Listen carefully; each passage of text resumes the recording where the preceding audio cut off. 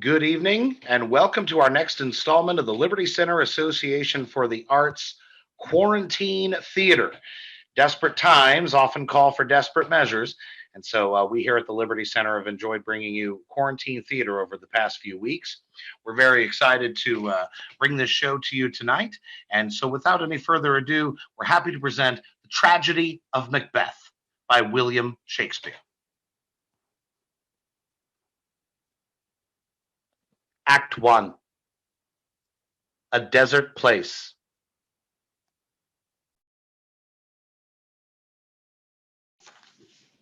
When shall we three meet again?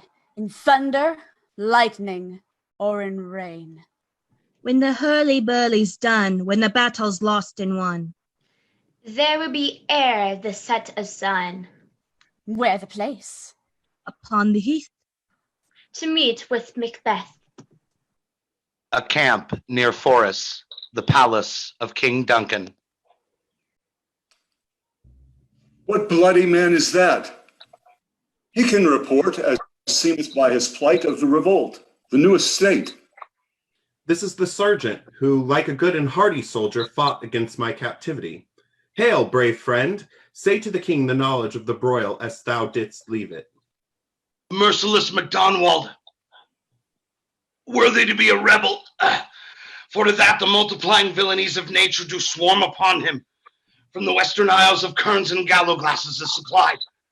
But all's too weak, for brave Macbeth, well, he deserves that name, disdaining fortune with his brandished steel, which smoked with bloody execution, like valor's minion carved out his passage, till he faced the slave, which ne'er shook hands, nor bade farewell to him, till he unseamed him from the nave to the chaps, and fixed his head upon our battlements.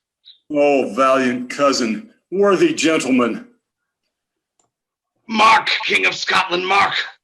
No sooner justice had with valor armed compelled these skipping kerns to trust their heels, but the Norwegian lord, surveying vantage, with furbished arms and new supplies of men, began a fresh assault.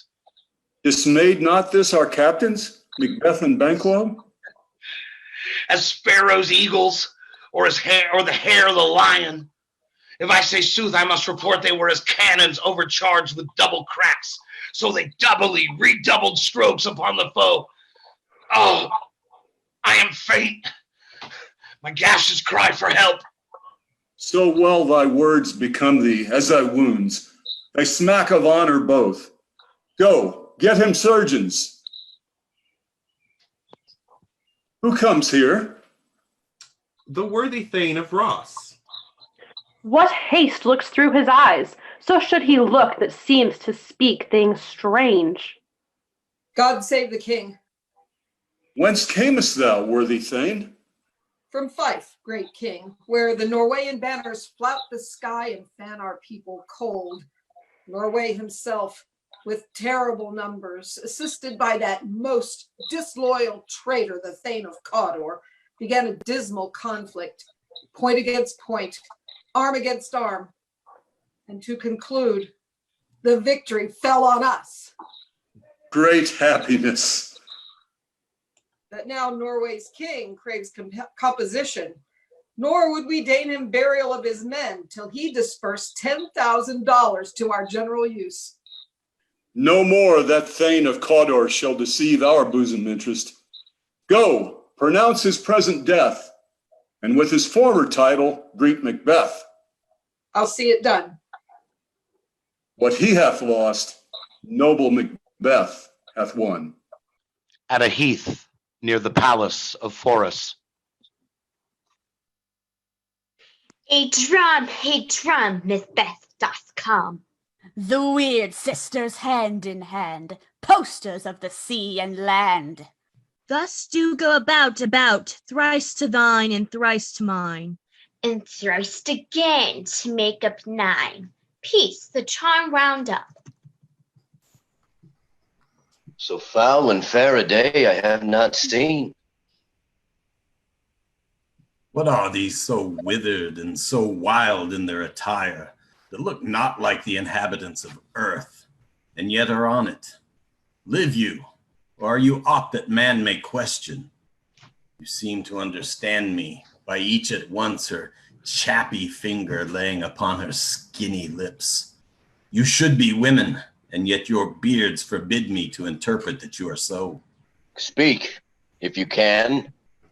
What are you? All hail, Macbeth! Hail to thee, Thane of Glamis! All hail Macbeth! Hail to thee, Thane of Cawdor! All hail Macbeth, thou shalt be kings hereafter. Good sir, why do you start and seem to fear things that do sound so fair?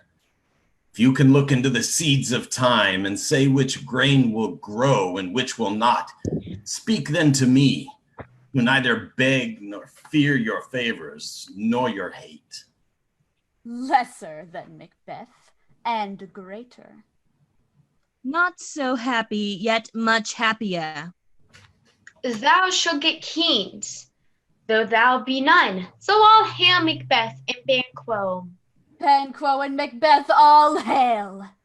Stay, you imperfect speakers, tell me more. I know that I am Thane of Glamis, but how of Cawdor? The Thane of Cawdor lives, a prosperous gentleman. And to be king stands not within the prospect of belief, no more than to be Cawdor. Say from whence you owe this strange intelligence, or why, upon this blasted heath, you stop our way with such prophetic greeting. Speak, I charge you. Whither? Are they vanished? Into the air, as breath into the wind. Would they had stayed. Were there such things here as we do speak about? Or have we eaten from the insane root that takes the reason prisoner? Your children shall be kings. You shall be king. Oh, and Thane of Cawdor too, when it not so.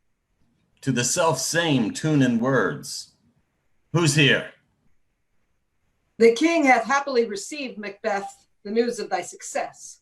As thick as hail came post with post, and every one did bear thy praises in his kingdom's great defense, and poured them down before him. We are sent to give thee from our royal master thanks, and for an earnest of a greater honor, he bade me from him call thee Thane of Cawdor. Hail, most worthy Thane, for it is thine. What? Can the devil speak true? The Thane of Cawdor lives. Why do you dress me in borrowed robes? Who was the Thane lives yet, but under heavy judgment bears that life which he deserves to lose. Treason's capital, confessed and proved, have overthrown him. Glamis and Thane of Cawdor. The instruments of darkness tell us truths. Cousin, a word, I pray you. This supernatural soliciting cannot be ill, cannot be good. If ill, why hath it given me an earnest of success, commencing in a truth? I am Thane of Cawdor. If chance will have me king, why, chance may crown me without my stir. Come what come may, time and the hour runs through the roughest day. Worthy Macbeth, we stay upon your leisure. Let us towards the king. Think upon what it chanced, and at more time, the interim having waited, let us speak our free hearts each to other. Very gladly. Till then, enough. Come, friends. Near Forres, at the palace of King Duncan.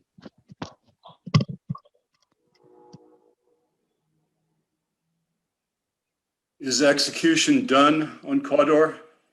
My liege, I have spoke with one that saw him die, who did report that very frankly he confessed his treasons, implored your highness's pardon, and set forth a deep repentance.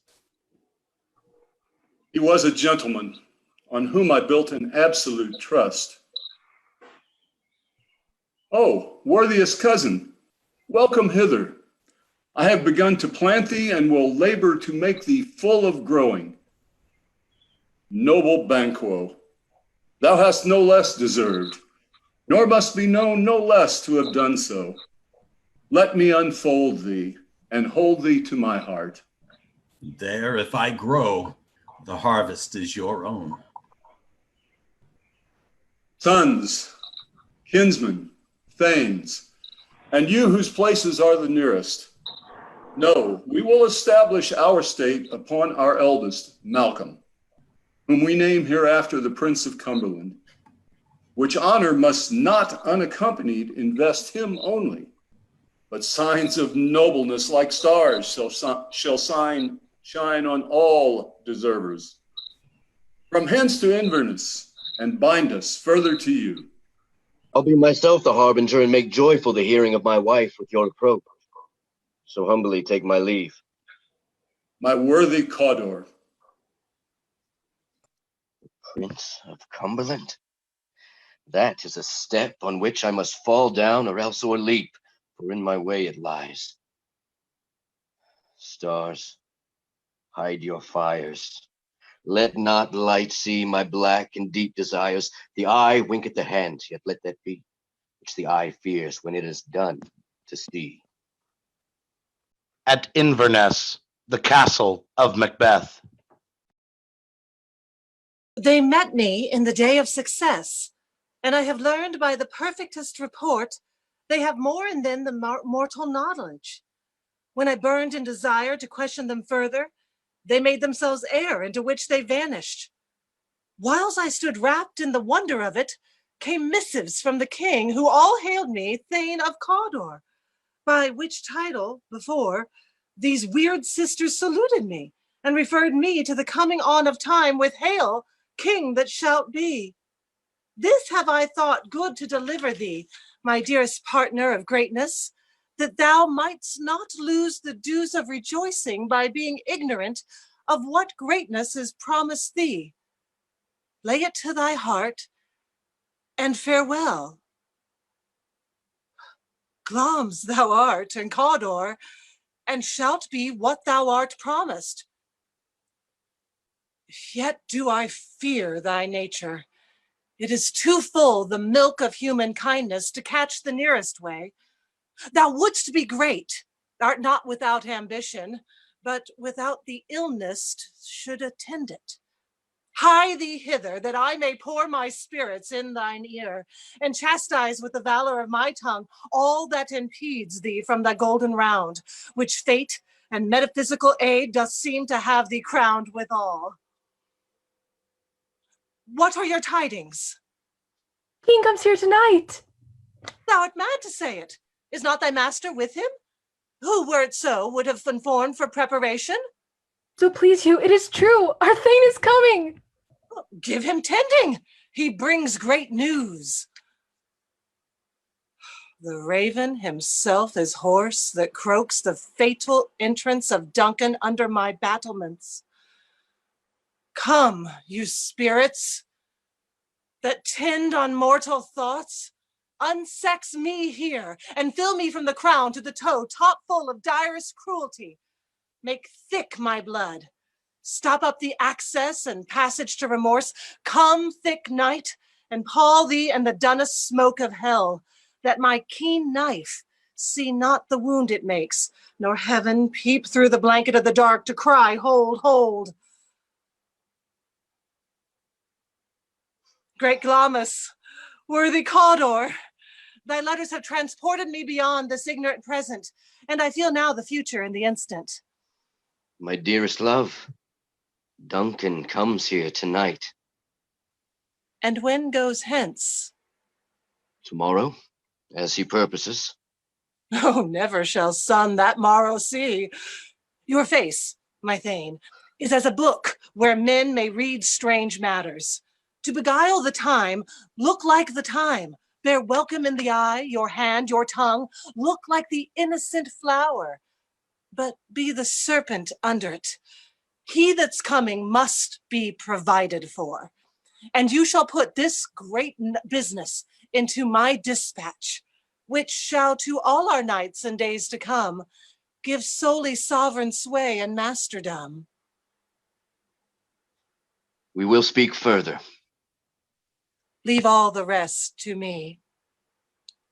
before Macbeth's castle. This castle hath a pleasant seat. The air nimbly and sweetly recommends itself unto our gentle senses. The air is delicate. See our honored hostess. All our service in every point twice done, and then done double, were poor and single business to contend against those honors deep and broad wherewith your majesty loads our house. For those of old and the late dignities heaped up to them, we rest your hermits. Where's the Thane of Cawdor?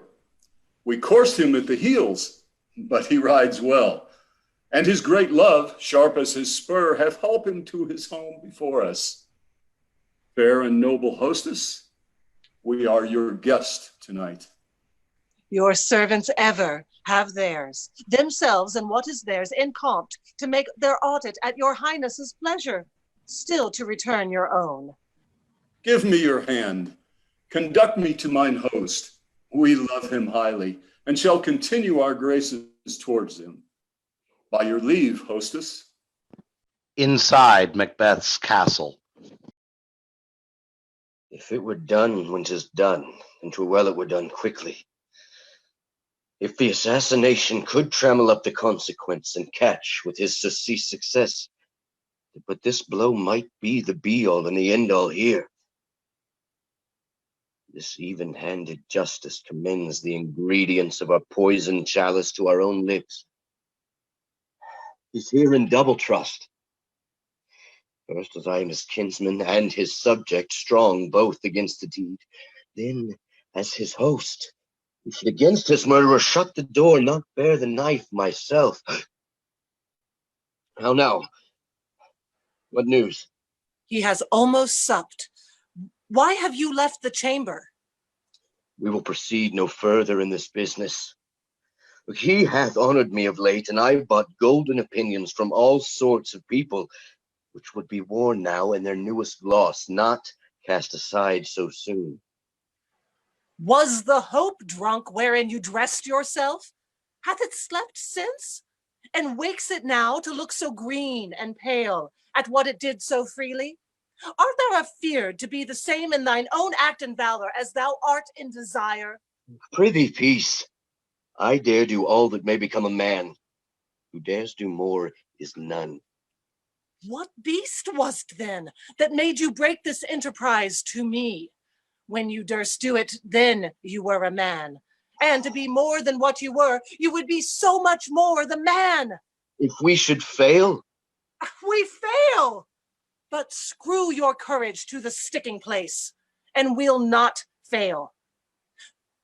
When Duncan is asleep, his 2 chamberlains will I with wine so convince that memory shall be a fume, when in swinish sleep their drenched natures lie as if in death. What cannot you and I perform upon the unguarded Duncan? What not put upon his spongy officers, who shall bear the guilt of our great quell? Will it not be received when we have marked with blood those sleepy 2 of his own chamber and used their very daggers, that they had done it? Who dares receive it other, as we shall make our griefs and clamor upon his death? I am settled to this terrible feat. Away, and mock the time with fairest show. False face must hide what the false heart doth know.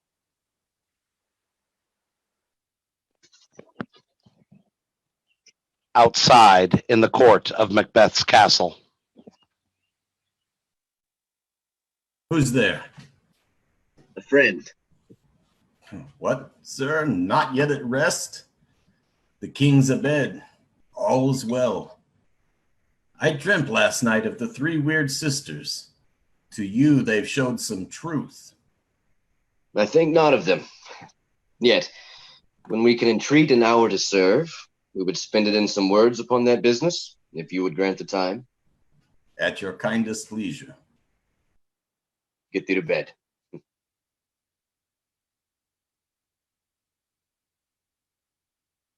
Is this a dagger which I see before me? The handle toward my hand? Come, let me clutch thee. I have thee not. Yet I see thee still. Art thou not fatal vision, sensible to feeling as to sight? Or art thou but a dagger of the mind, a false creation proceeding from the heat oppressed brain? I see thee yet, in form as palpable as this which now I draw. Mine eyes are made fools of the other senses, or else worth all the rest. I see thee still, and on thy blade and dudgeon gouts of blood, which was not so before. There's no such thing. It is the bloody business which informs thus to mine eyes. While I thread, he lives. Words to the heat of deeds, too cold breath gives.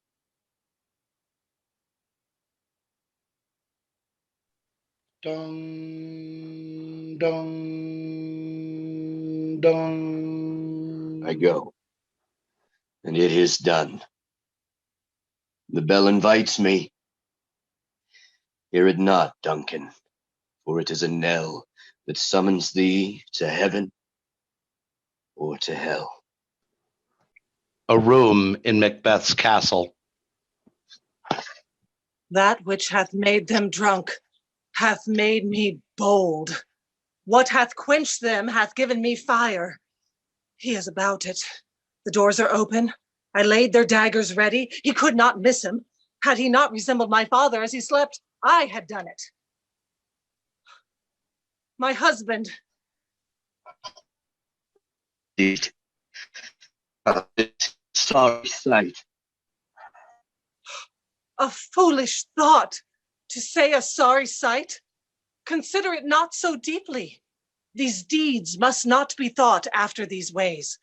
So it will make us mad. Methought I heard a voice cry, sleep no more. Macbeth doth murder sleep. What do you mean? Still it cried, sleep no more. To all the house, Glom murdered sleep, and therefore Cawdor shall sleep no more. Macbeth shall sleep no more. Who was it that cried? Why, worthy Thane, you do unbend your noble strength to think so brain-sickly of things. Go, get some water, and wash this filthy witness from your hand. Why did you bring the daggers from the place? They must lie there. Go, carry them, and smear the sleepy grooms with blood. But I'll go no more. I am afraid to think what I've done. Look on it again, I dare not. Infirm of purpose. Give me the daggers. The sleeping and the dead are but as pictures. 'Tis the eye of childhood that fears a painted devil. If he do bleed, I'll gild the faces of the grooms withal, for it must seem their guilt. I hear a knocking at the south entry. Retire we to our chamber. A little water clears us of this deed. How easy is it then? Your constancy hath left you unattended. Hark, more knocking. Get on your nightgown, lest occasion call us and show us to be watchers. Be not lost so poorly in your thoughts. To know my deed, 'twere best not know myself. Outside the gate of Macbeth's castle. Here's a knocking indeed. If a man were porter of Hellgate, he should have old turning the key. Knock, knock, knock. Who's there in the name of Beelzebub? Knock, knock. Who's there in the name of the other devil? Knock, knock, knock. Who's there? Knock, knock. Never at quiet. What are you? Anon, anon, I pray you, remember the porter. Was it so late, friend, ere you went to bed, that you do lie so late? I believe drink gave thee the lie last night. Is thy master stirring? Our knocking has awaked him. Here he comes. Good morrow, noble sir. Good morrow, both. Is the king stirring, worthy Thane? Not yet. He did command me to call timely on him. I have almost slipped the hour. I'll bring you to him. I know this is a joyful trouble to you, but yet 'tis one. The labor we delight in physics pain. This is the door. I'll make so bold to call, for 'tis my limited service. Goes the king hence today? He does. He did appoint so. Our night has been unruly. Where we lay, our chimneys were blown down, and as they say, lamentings heard in the air, strange screams of death, prophesying with accents terrible, of dire combustion and confused events, new hatched to the woeful time. The obscure bird clamored to the livelong night. Some say the earth was feverous and did shake. It was a rough night. My young remembrance cannot parallel a fellow to it. Oh, horror, horror, horror. Tongue nor heart cannot conceive nor name thee. What's the matter?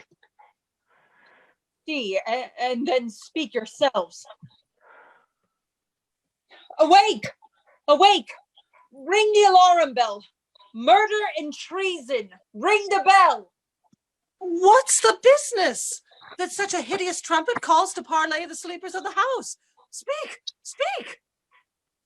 Oh, gentle lady, 'tis not for you to hear what I can speak. Oh, BANQUO! BANQUO, our royal master's murdered! Whoa! Alas! What? In our house? Too cruel, anywhere. Dear Duff, I prithee, contradict thyself and say it is not so. Had I but died an hour before this chance, I had lived a blessed crime. What is amiss? You are, and do not know it. The spring, the head, the fountain of your blood is stopped. The very source of it stopped. Your royal father's murdered. But by whom? Those of his chamber, as it seemed, have done it. Their hands and faces were empatched with blood. So were their daggers, which unwiped we found upon their pillows. They stared and were distracted. No man's life was to be trusted with them.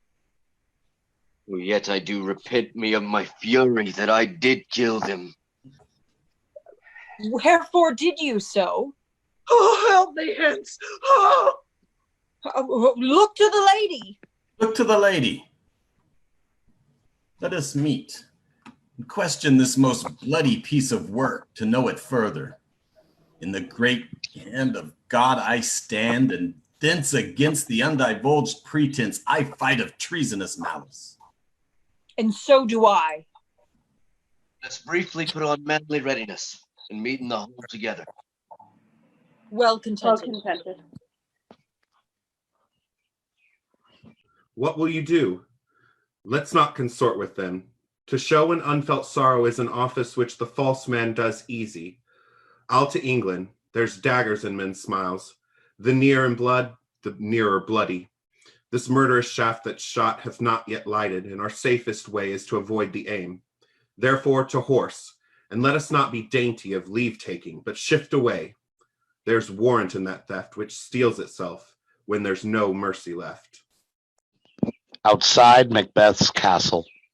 By the clock 'tis day, and yet dark night strangles the traveling lamp. Is it night's predominance, or the day's shame that darkness does the face of earth entomb, when living light should kiss it?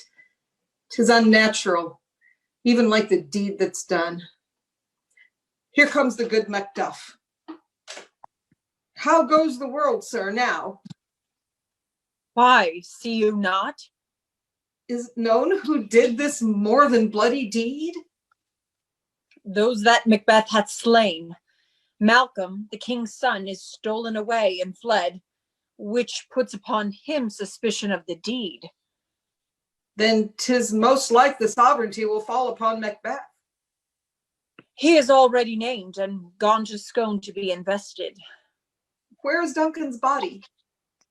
Carried to the sacred storehouses of his predecessors and guardian of their bones. Will you to Scone? No, cousin. I'll to Fife. Well, I will thither. Gods go with you, and with those that would make good of bad and friends of foes. At Forres, now the palace of Macbeth. Thou hast it now. King, Cawdor, Glamis, all as the weird women promised, and I fear thou playedest most foully for it. Yet it was said it should not stand in thy posterity, but that myself should be the root and father of many kings. If there come truth from them, as upon thee, Macbeth, their speeches shine. Why, by the verities on thee made good, may I not be my oracles as well, and set me up in hope. But hush, no more. Here's our chief guest. If he had been forgotten, it had been as a gap in our great feast, and all thing unbecoming. Tonight we hold a solemn supper, sir, and I'll request your presence. Let your highness command upon me, to which my duties are most indissoluble tie forever knit. Fail not our feast. My lord, I will not. Farewell. To be thus is nothing, but to be safely thus. Our fears and BANQUO stick deep, and in his royalty of nature reigns that which would be feared. 'Tis much he dares, and to that dauntless temper of his mind he hath a wisdom that doth guide his valor to act in safety. There is none but he whose being I do fear, and under him my genius is rebuked. As it is said, Mark Antony's was by Caesar. He chid the sisters when first they put the name of king upon me, and bade them speak to him. Then, prophet-like, they hailed him father to a line of kings. Upon my head they placed a fruitless crown, and put a barren scepter in my grape. Thence to be wrenched with an unlineal hand, no son of mine succeeding. Who's there? Was it not yesterday we spoke together? It was, so please your highness. Well then, now have you considered of my speeches? Both of you know BANQUO was your enemy. True, my lord. So is he mine. And in such bloody distance that every minute of his being thrust against my nearest of life. And though I could with barefaced power sweep him from my sight and bid my will avouch it, yet I must not. For certain friends that are both his and mine, whose loves I may not drop, but wail his fall, who I myself struck down. We shall, my lord, perform what you command us. Within this hour at most, I will advise you where to plant yourselves. Acquaint you with the perfect spy, the time, the moment on it, for it must be done tonight. And something from the palace. Always thought that I require a clearness, and with him, to leave no rubs nor botches in the work. Resolve yourselves apart. I'll come to you anon. We are resolved, my lord. I'll call upon you straight. Abide within.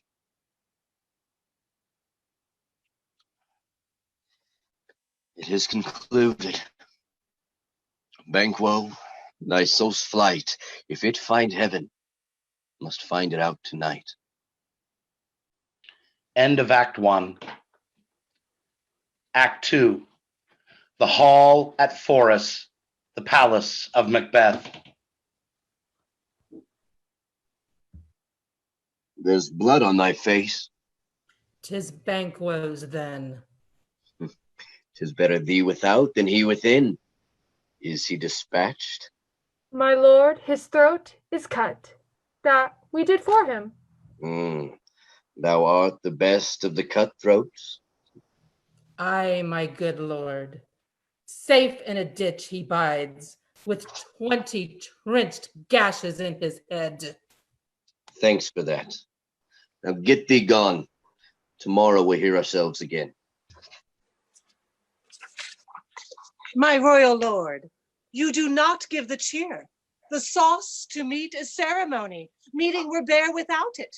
Now, good digestion wait on appetite, and health on both. May it please your highness, sit. With the graced person of our BANQUO present, who may I rather challenge for unkindness than pity from his chance? His absence, sir, lays blame upon his promise. Pleased your highness to grace us with your royal company. The table is full. Here's the place reserved, sir. Where? Here, my good lord. What is it that moves your highness? Which of you have done this? What, my good lord? Thou canst not say I did it. Never shake thy gory locks at me. Gentlemen, rise. His highness is not well. Sit, worthy friends. My lord is often thus, and hath been from his youth. Pray you, keep seat. The fit is momentary. Upon a thought, he will be again well. He will again be well. If much you note him, you shall offend him and extend his passion. Feed and regard not. Are you a man? Aye. The bull that dares look on that which might appall the devil. Oh, proper stuff. This is the very painting of your fear. This is the air-drawn dagger which you said led you to Duncan. Oh, these flaws and starts, impostors to true fear, would well become a woman's story at a winter's fire, authorized by her grandam. Shame itself! Why do you make such faces? When all's done, you look on but a stool. Prithee, see there, behold, look! Lo! How say you?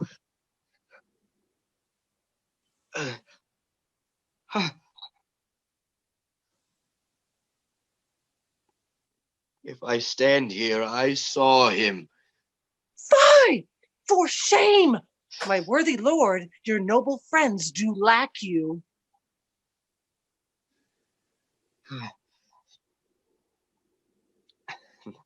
I do forget. Do not muse at me, my most worthy friends. I have a strange infirmity, which is nothing to those that know me. Come, love and health to all, then we'll sit down. Give me some wine. I drink to the general joy of the whole table, and to our dear friend BANQUO. Yes, would he were here.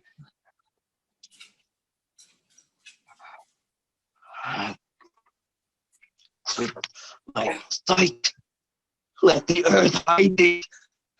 Thy bones are marrowless, thy blood is cold. Thou hast no station in those eyes which thou dost glare with. Take any shape but that, and my firm nerves shall never tremble. Or be alive again, and dare me to the desert with thy sword. If trembling I inhabit, then protest me the baby of a girl. Insorable shadow!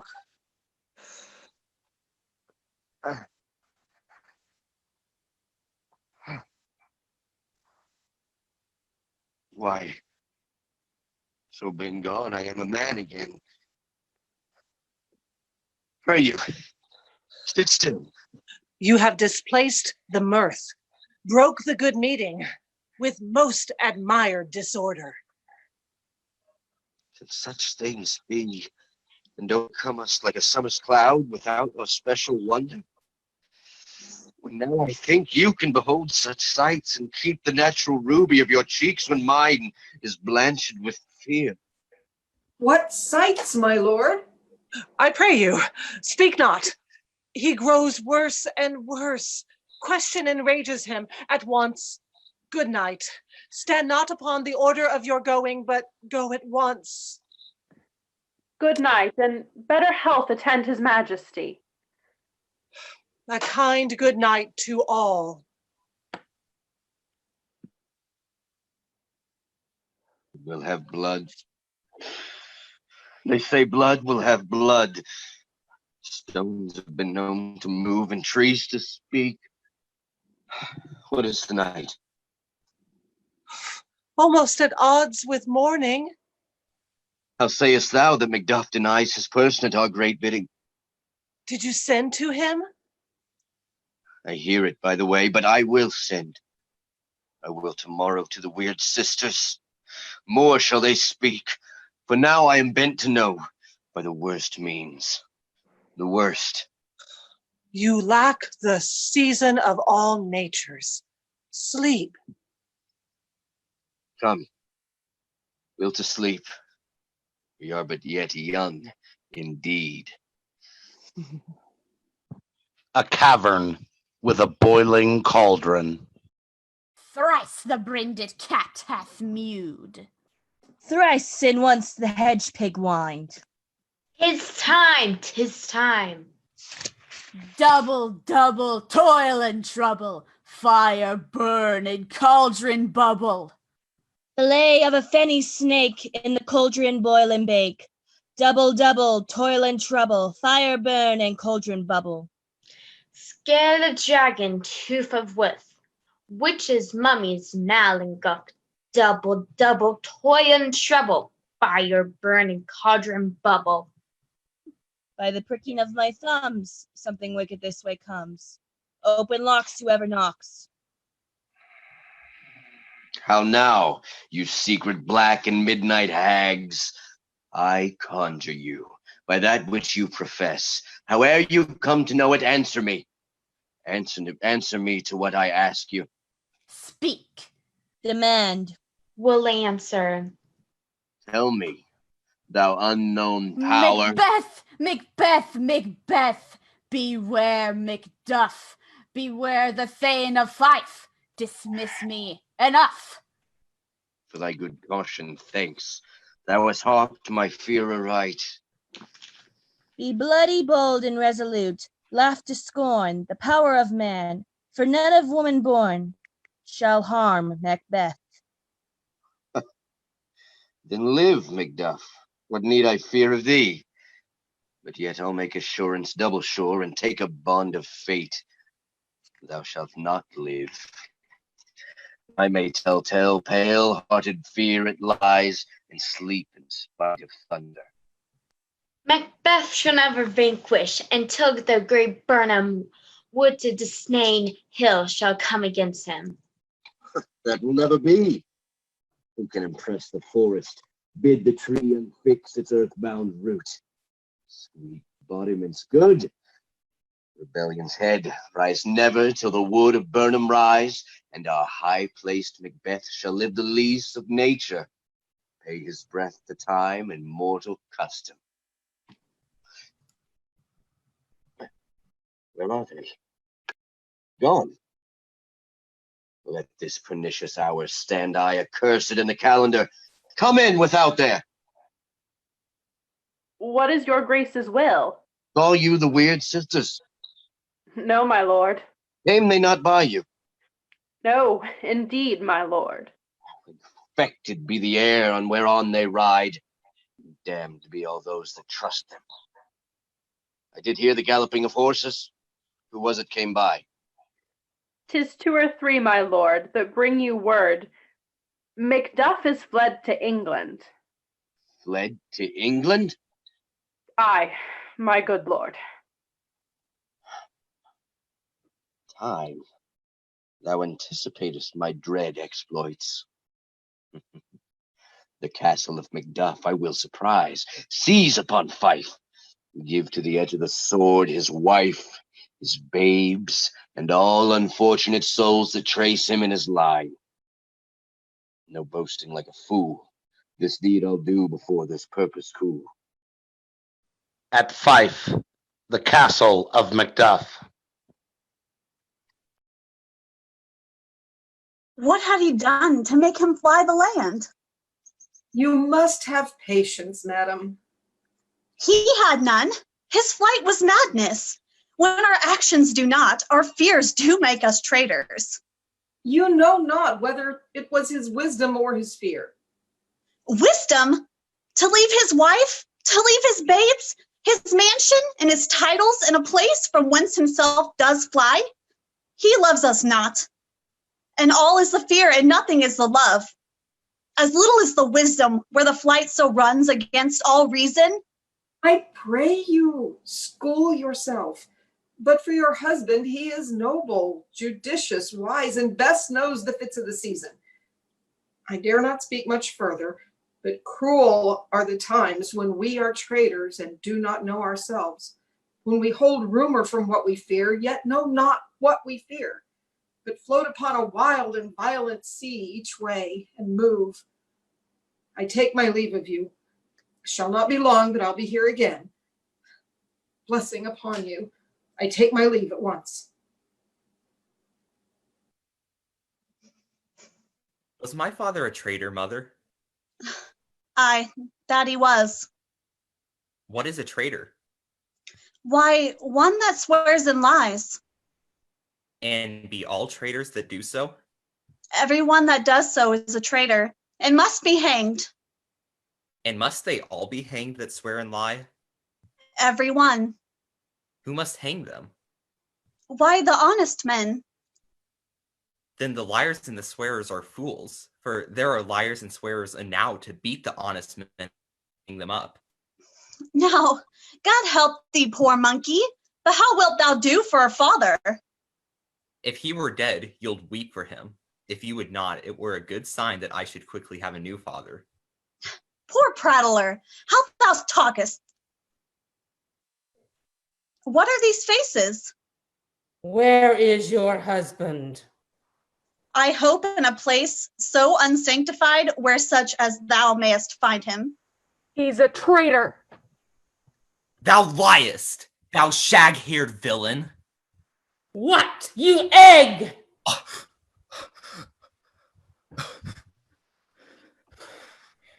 For a young fry of treachery! Run away, I pray you. Murder! England, before the king's palace.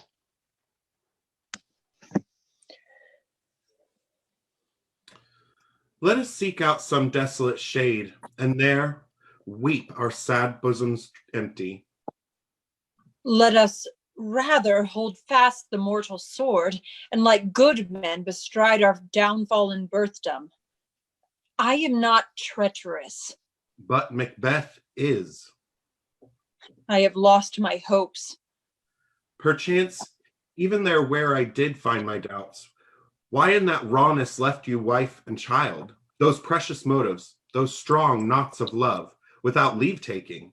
I pray you, let not my jealousies be your dishonors, but my own safeties. You may be rightly just, whatever I shall think. Bleed, bleed, poor country. Great tyranny. Lay thou thy bases sure, for goodness dare not check thee. Wear thou thy wrongs, the title is afeared. Fare thee well, lord. I would not be a villain that thou thinkest. Be not offended. I speak not as an absolute fear of you. I think our country sinks beneath the yoke. It weeps, it bleeds, and each new day a gash is added to her wounds. What I am truly is thine and my poor country's to command, whither indeed before thy here approach, old Siward with 10,000 warlike men already at a point is setting forth. Now we'll together, and the chance of goodness be like our warranted quarrel. See, who comes here? My countryman, but yet I know him not. My ever-gentle cousin, welcome hither. I know him now. Good God, betimes remove the means that makes us strangers. Sir, amen. Stand Scotland where it did. Alas, poor country, almost afraid to know itself. It cannot be called our mother, but our grave, where nothing but who knows nothing is once seen to smile, where sighs and groans and shrieks that rend the air are made not marked, where violent sorrow seems a modern ecstasy, the dead man's knell is their scarce act for who, and good men's lives expire before the flowers in their caps, dying where'er they sicken. Be it their comfort, we are coming thither. Gracious England hath lent us good Siward and 10,000 men, an older and a better soldier, none that Christendom gives out. Would I could answer this comfort with the like, but I have words that would be howled out in the desert air where hearing should not latch them. What concern they? Your castle is surprised. Your wife and babes savagely slaughtered. Merciful heavens. My children too. Wife, babes, servants, all who could be found. And I must be from thence. My wife killed too? I have said. Be comforted. Let's make us medicines of our great revenge to cure this deadly grief. All my pretty ones? Did you say all? All? Dispute it like a man. I shall do so, but I must also feel it as a man. I cannot but remember such things that were most precious to me. Did heaven look on and would not take their part? Oh, sinful Macduff, they were all struck for thee. Not that I am, not for their own demerits, but for mine. They'll slaughter on their souls. Oh, heaven help them now. Be this the whetstone of your sword. Let grief convert to anger. Blunt not the heart, enrage it. Oh, I could play the woman with mine eyes and braggart with my tongue. But gentle heavens, cut short all intermission. Front to front, bring thou this fiend of Scotland and myself within my sword's length set him. If he escape, heaven forgive him too. This tune goes manly. Come, go we to the king. Our power is ready. Our lack is nothing but our leave. Macbeth is ripe for shaking, and the powers above put on their instruments. Receive what cheer you may. The night is long that never finds the day. Duncan, a room within the castle. When was it that she last walked? Since His Majesty went into the field, I have seen her rise from her bed, throw her nightgown upon her, unlock her door, take forth paper, fold it, write upon it, read it, afterwards seal it, and again return to bed. Yet all this while in the most fast sleep. In this slumbery agitation, besides her, walking and other actual performances, what at any time have you heard her say? That, sir, which I will not report after her. You may to me, and 'tis most meet that you should. Neither to you nor anyone, having no witness to confirm my speech. Lo, you, here she comes. This is her very guise, and upon my life, fast asleep. Observe her, and stand close. How came she by the light? Why, it stood by her. She has light by her continually. 'Tis her command. You see, her eyes are open. Aye, but their sense is shut. What is it that she does now? Look how she rubs her hands. It is an accustomed action with her, to seem thus washing her hands. I've known her to continue in this a quarter of an hour. Yet there's a spot. Hark, she speaks.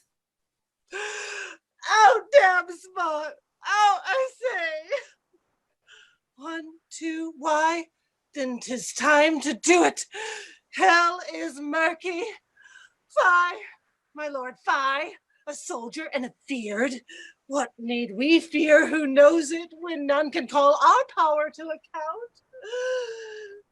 Yet who would have thought the old man to have so much blood in him? Did you mark that? Thane of Fife? He had a wife. Where is she now? What will these hands ne'er be clean? No more of that, my lord, no more of that. Go to. You have known what you should not. She has spoke what she should not.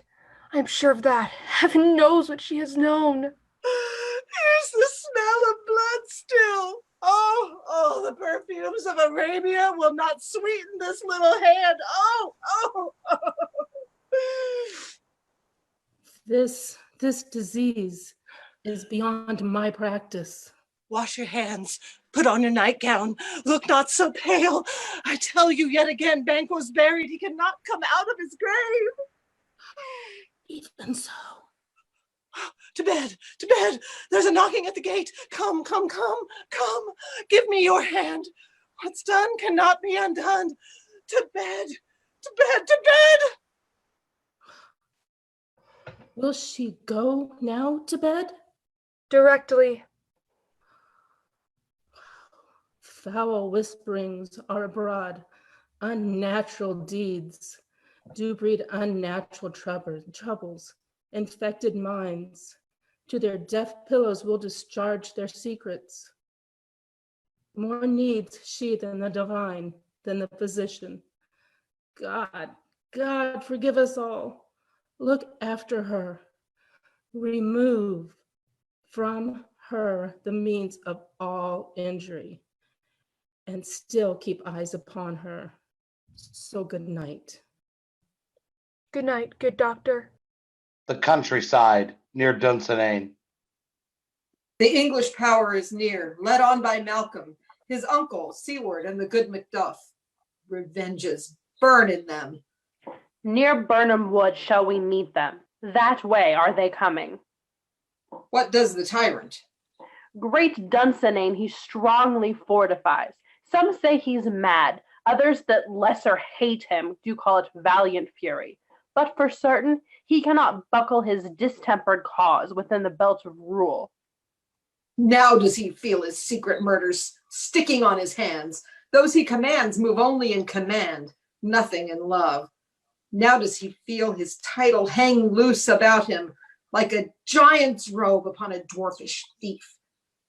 Well, march we on, to give obedience where 'tis truly owed. Meet we the medicine of the sickly weal, and with him pour we in our country's purge each drop of us. Or so much as it needs to do the sovereign flower and drown the weeds. Make we our march toward Burnham. Dunsinane, a room in the castle. Bring me no more reports. Let them fly all. Till Burnham Wood removed to Dunsinane, I cannot taint with fear. What's the boy Malcolm? Was he not born of woman? The spirits that know all mortal consequences have pronounced me thus. Fear not, Macbeth. No man that's born of woman shall e'er have power upon thee. Then fly, false thanes, and mingle with the English epicures. The mind I sway by and the heart I bear shall never sag with doubt nor shake with fear. The devil damn thee black, thou cream-faced loon. Where goest thou that goose look? There is 10,000 geese, villain? Soldiers, sir. Go prick thy face and overread thy fear, thou lily-livered boy. What soldier's patch? The English force, so please you. SEYTON, I am sick at heart. When I behold, this push will cheer me ever or deceit me now. SEYTON, what is your gracious pleasure? What news more? All is confirmed, my lord, which was reported. I'll fight till from my bones my flesh be hacked. Give me my armor. 'Tis not needed yet. I'll put it on. Send out more horses. Scur the country round. Hang those that talk of fear. And give me mine armor. How does your patient, doctor? Not so sick, my lord, as she is troubled with thick coming fancies that keep her from her rest. Cure her of that. Canst thou not minister to a mind diseased? Pluck from the memory a rooted sorrow, raise out the written troubles of the brain, and with some sweet oblivious antidote, cleanse the stuffed bosom of that perilous stuff which weighs upon the heart? Therein the patient must minister to themselves. Throw physic to the dogs, I'll none of it. Come, put my armor on me. Give me my staff. SEYTON, send out. I will not be afraid of death and bane till Burnham Forest come to Dunsinane. The countryside near Burnham Wood. Cousins, I hope the days are near at hand that Chambers will be safe. We doubt it nothing. What wood is this before us? The wood of Burnham. Let every soldier hew him a bough, and bear it before him. Thereby shall we shadow the numbers of our host, and make discovery err in reports of us. It shall be done. We learn no other, but the confident tyrant still keeps in Dunsinane, and will endure our setting down before it. 'Tis his main hope, for that where there is advantage to be given, both more and less have given him the revolt, and none serve with him but constrained things whose hearts are absent too. Let our just censures attend the true event, and put we on industrious soldiership. The time approaches. That will, with due decision, make us know what we shall say we have and what we owe. Thoughts speculative and their unsure hopes relate, but certain issue strokes must arbitrate, towards which we advance the war. Dunsinane, within the castle. Hang our banners out on the outward walls. The cry is still they come. Our castle's strength will laugh a siege to scorn. Here let them lie till famine and the ague eat them up. Were they not forced with those that should be ours, we might have met them dareful, beard to beard, and beat them backward home.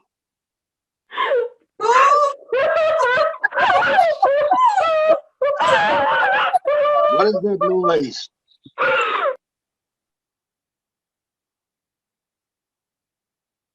It is the cry of women, good lord.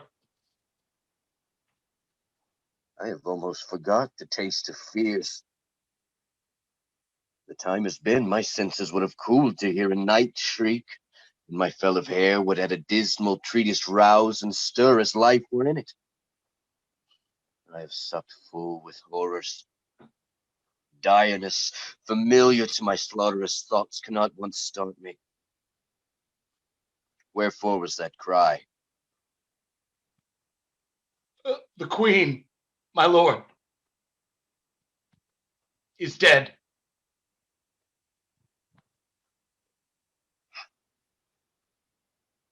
She should have died hereafter. There would have been a time for such a word. Tomorrow, and tomorrow, and tomorrow creeps in this petty pace from day to day to the last syllable of recorded time. And all our yesterdays have lighted fools the way to dusty death. Out, out, brief candle. Life's but a walking shadow, a poor player that struts and frets his hour upon the stage and then is heard no more. It is a tale told by an idiot,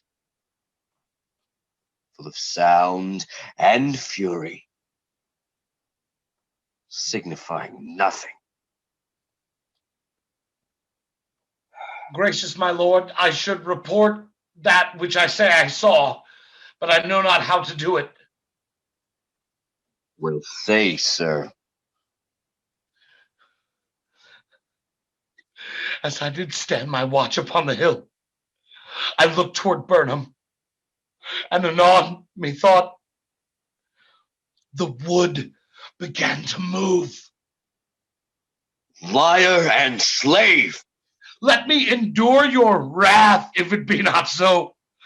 Within this 3 mile, may you see it coming. I say, a moving grove. If thou speakest false, upon the next tree shalt thou hang alive till famine cling thee. If thy speech be sooth, I care not if thou dost for me as much. I pull in resolution and begin to doubt the equivocation of the fiend that lies like truth.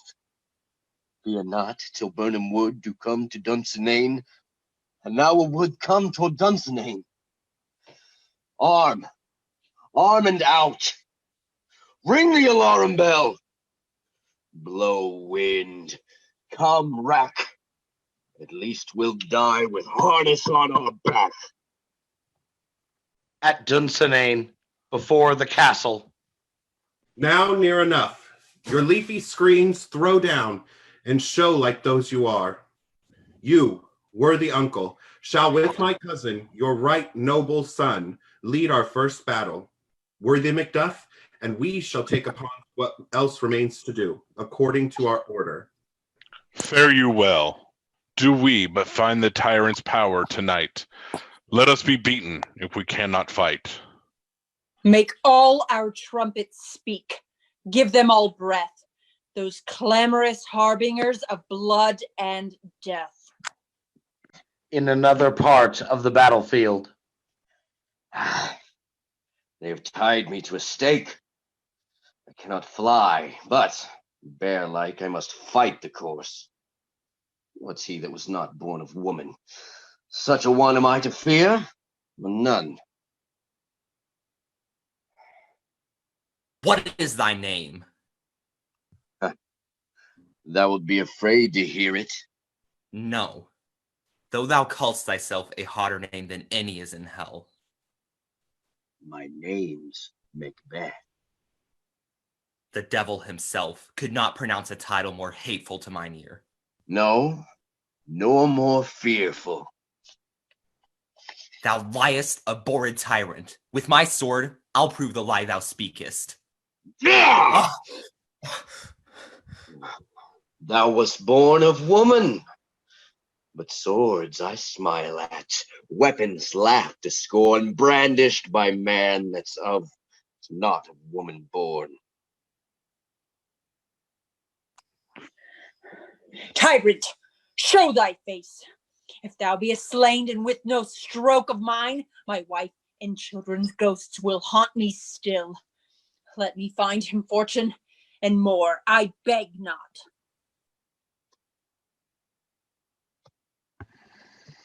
This way, my lord. The castle's gently rendered. The tyrant's people on both sides do fight. Noble thanes do bravely in the war. The day is almost, professes yourself, and little is to do. We have met with foes that strike beside us. Enter, sir, the castle. In another part of the battlefield. Why should I play the Roman fool and die on mine own sword? Whilst I see lives, the gashes do better upon them. Turn, hellhound, turn! Of all men else, I have avoided thee. But get thee back. My soul is too much charged with blood of thine already. I have no words. My voice is in my sword. Thou bloodier villain than terms can give thee out. I bear a charmed life. which must not yield to one of woman born. Despair thy charm, and let the angel whom thou still hast served tell thee. Macduff was from his mother's womb untimely ripped. Cursed be the tongue that tells me so, for it hath cowed my better part of man. I'll not fight with thee. Then yield thee, coward, and live to be the show and gaze of the time. We'll have thee, as our rarer monsters are, painted on a pole and under it. Here may you see the tyrant. I will not yield to kiss the ground before young Malcolm's feet, and to be baited with the rabble's curse. Though Burnham wood be due come to Dunsinane, and thou oppose being of no woman born, yet I will try the last. Before my body I throw my warlike shield. Lay on, Macduff, and damned be him that first cries, hold enough!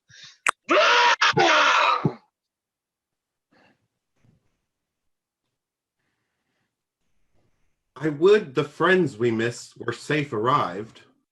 Some must go off, and yet by these I see, so great a day as this is cheaply bought. Macduff is missing, and your noble son. Your son, my lord, has paid a soldier's debt. He only lived but till he was a man, but like a man he died. Then he is dead? Aye, and brought off the field. Had he his hurts before? Aye, on the front. Why then, God's soldiers be he. Had I as many sons as I have hairs, I would not wish them a fairer death. He's worth more sorrow, and that I'll spend for him. He's worth no more. They say he parted well and paid his score, and so God be with him. Here comes newer comfort. Hail, King, for so thou art. Behold, where stands the usurper's cursed head. The time is free. Hail, King of Scotland! Hail, King of Scotland! We shall not spend a large expense of time before we reckon with your several loves, and make us even with you. My thanes and kinsmen, henceforth be earls, the first that ever Scotland in such an honor named. What's more to do, which would be planted newly with the time, as calling home our exiled friends abroad that fled the snares of watchful tyranny, producing forth the cruel ministers of this dead butcher and his fiend-like queen, who, as 'tis thought by self and violent hands, took off her life. This, and what needful else that calls upon us by the grace of grace, we will perform in measure, time, and place. So thanks to all at once, and to each one whom we invite to see us crowned at Scone.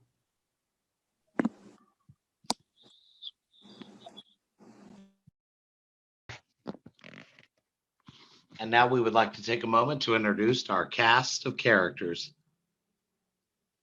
Portraying the role of Duncan, King of Scotland, Richard Bahner.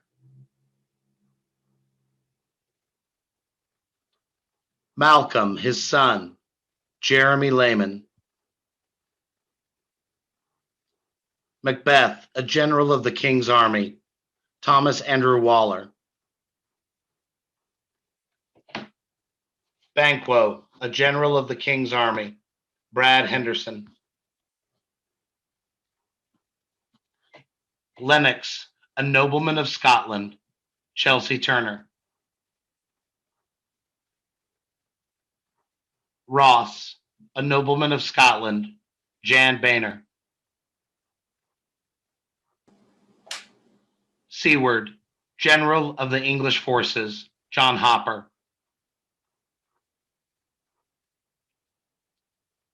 Young Siward, his son, Kaden Green.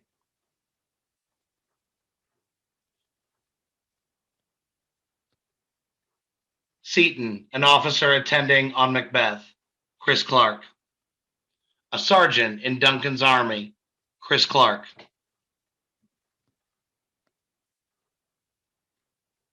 Young Macduff, son to Macduff, Kaden Green. Doctor attending on Lady Macbeth, Melissa Turner. The porter outside the castle gates, John Hopper. Lady Macbeth, wife to Macbeth, Lucy Lemke Clark. Lady Macduff, wife to Macduff, Megan Drianis.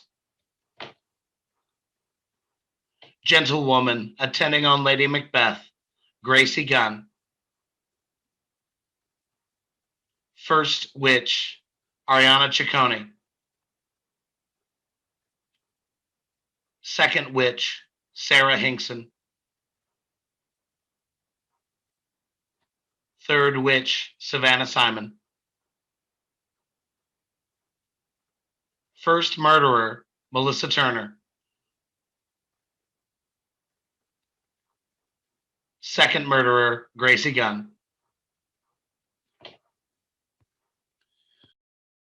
Thank you for joining us tonight for this production, this quarantine theater production of Macbeth. I'll turn my camera on there.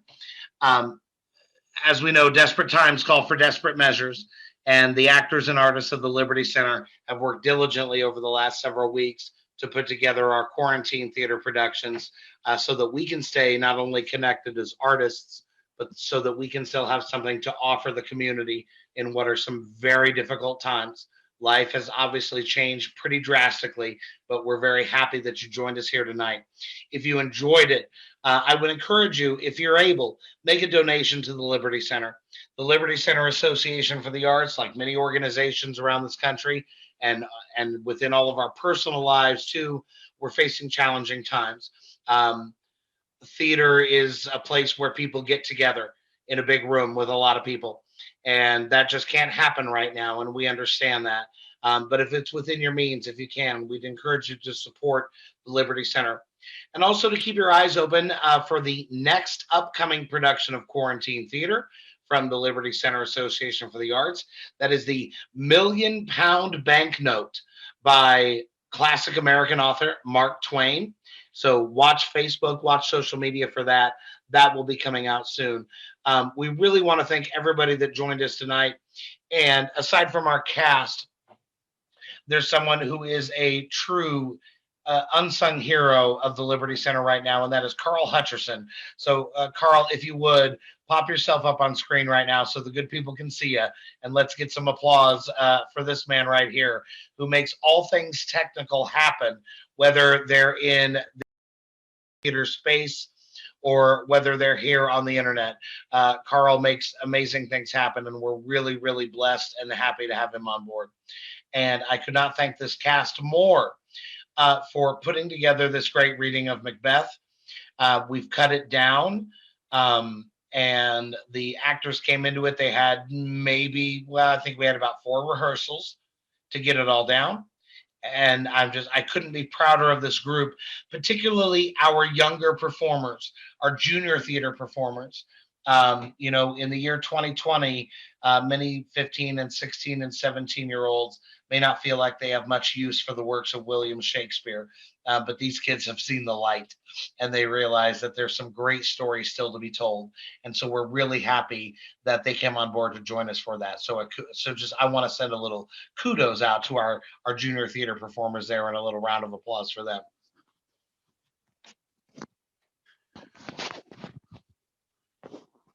And so at this point, for our viewers, our audience this evening, we'd like to hang around for a few minutes and talk with you.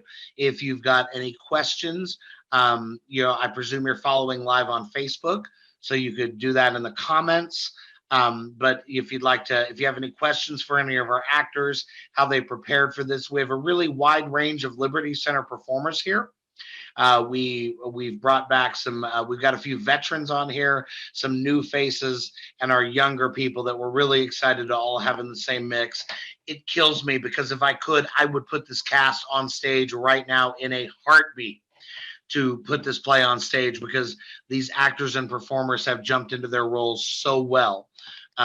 And I'm sorry, I'm on a cell phone, so my thumb keeps getting in the way of the camera. But if any of our audience members have any questions, anything you'd like to ask any cast members or just the cast in general, or if any of our cast members want to say anything, now's your chance. Go for it.